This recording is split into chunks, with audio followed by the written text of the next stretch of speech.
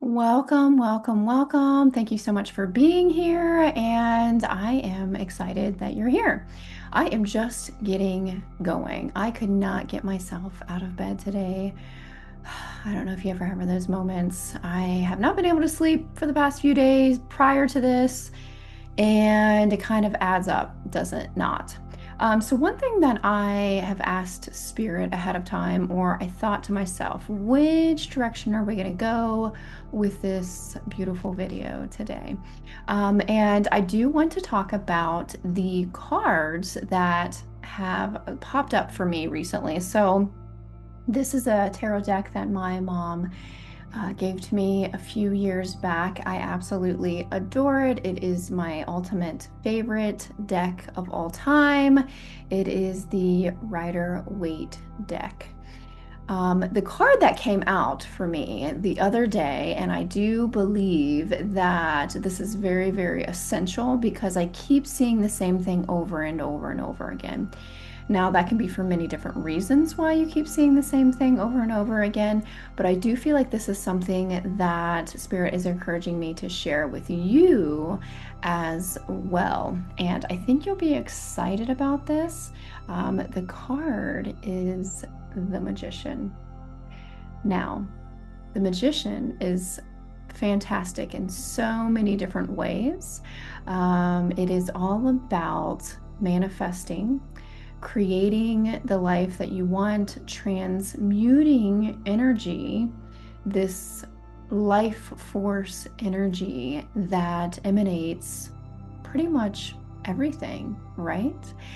Whether it's a tree, an animal, a person, a space, a conversation, a relationship, a scenario, there is this life force energy that can be transmuted with the Magician's determination, the intention, the excitement behind the intention as well. So the Magician is, I'm looking at the card, right? So it's up on the screen for you as well. So there's different tools that you can use. Now, this doesn't mean that you need a chalice and a wand. Certainly, if you want to, go ahead. I actually have wands myself. I have beautiful cups and glasses that I enjoy using, and there is an energy behind that. There is something very special when you put thought behind it, when you are very mindful of the tools that you use in order to get settled in for the work that you want to do. And the Magician comes up in different reasons and different formats as well. So if you have a project that you want to work on, for instance, you can use the energy or the characteristics, the personality, the archetype of the Magician to help manifest your project in all ways for the highest good. Now, a project can be anything. It can be something that you are working on for your business. It could be for school. It could be for your family. It could be a family. The project in itself could be, hey, I want to have a family. The project could be anything. You can call it your creative endeavor. You can call it your dreams, your wishes, your aspirations. The Magician is here to offer you its assistance. Now, the Magician is not something, well, it could be outside sources that are here to help you and assist you. For example, it could be a very particular spirit guide that you would like to invoke, that you would like to ask for its assistance. That's one way to channel the energy of the Magician, the aspects of the Magician, the manifestation, the transmutation, the transformation of the Magician, going from one aspect to another aspect. So you can get it, you can ask for that assistance outside of yourself. You can also ask for the guidance and the opportunity for the Magician to show up within yourself. I ask to be the Magician. I ask to step into the different roles of the Magician, the different magical and mystical and spellbinding ways of the Magician. So, as I'm looking at this card, the magician is surrounded by beautiful roses, by this lush vine that has started from a seed. It started from a very teeny tiny essence that was barely existent. It was barely visible, this teeny tiny little seed of the rose bush. And now the magician is dripping with the rose bush, right? So the magician has manifested this.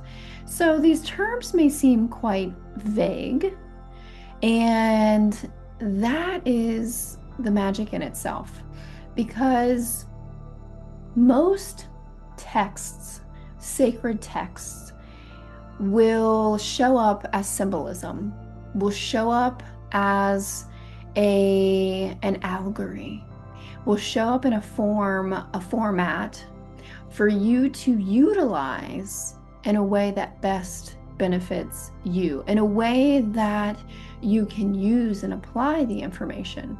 Now, you may find books out there, actually you will find books that tell you precisely what to do with your spells that you want to cast, or the intention behind a project, or the tasks that you need to accomplish in order to get to A, B, and C, and D, and E, and F, and G, and you know, and so on.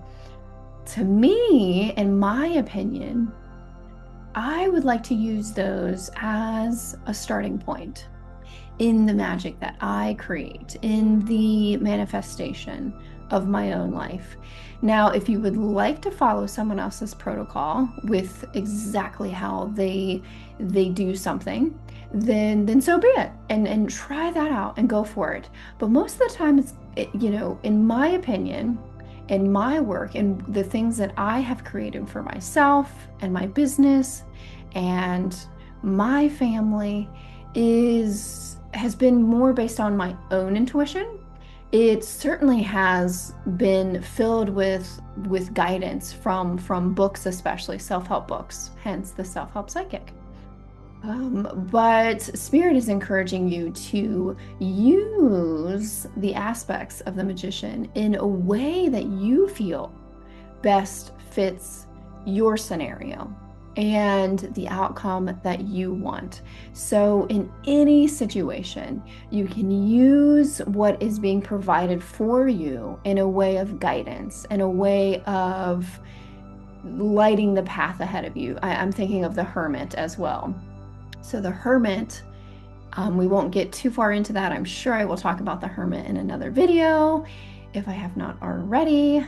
And the Hermit is quiet in nature, right? Is very thought-provoking, is very mindful and intentional, and is set in its ways. It's very open-minded, but it's very structurally sound.